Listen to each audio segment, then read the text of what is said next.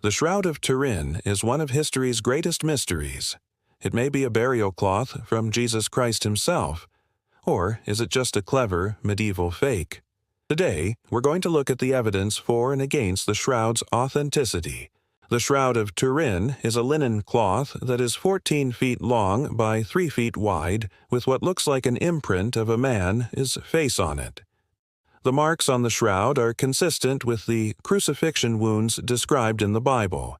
And if it really is Jesus, wouldn't that be the biggest historical discovery ever? Well, maybe not. First of all, we don't know if the shroud really is from Jesus.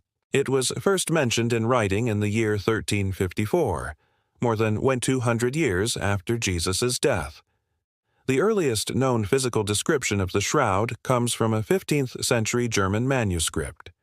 According to a legend, it was discovered in a Turkish bathhouse in 1353 and brought to Europe where it was venerated as a holy relic. But there's no evidence this actually happened. For all we know, the shroud could have been made in Europe, and then the story was concocted later to make it seem more important.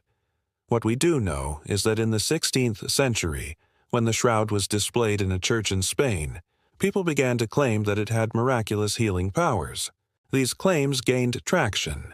Soon, the church was taking up donations to preserve the shroud, which had allegedly become damaged due to a candle fire set by a heretic. By the 19th century, over 2 million people had come to see the shroud, making it the most famous tourist attraction in the world. But how do we know if the shroud is authentic?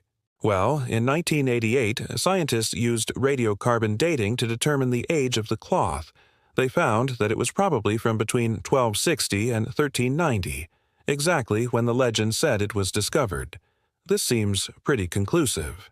But some scientists have argued that the sample taken from the shroud was improperly dated, and others say the whole thing was a publicity stunt cooked up by the Vatican because the church was worried about declining profits from the shroud. Even if it is a fake, though, that doesn't mean it isn't valuable. There are thousands of really good copies out there, and they can tell us a lot about what people believed during the Middle Ages. What do you think? Is the shroud a modern fake or a once-in-a-lifetime discovery? Let me know in the comments below. As you think about your own response, let's take a moment to appreciate all the amazing stuff we've learned about ancient history thanks to archaeology. Thanks for watching this episode of Crash Course. If you want to help keep this series free for everyone forever, you can join our community on a crowdfunding platform.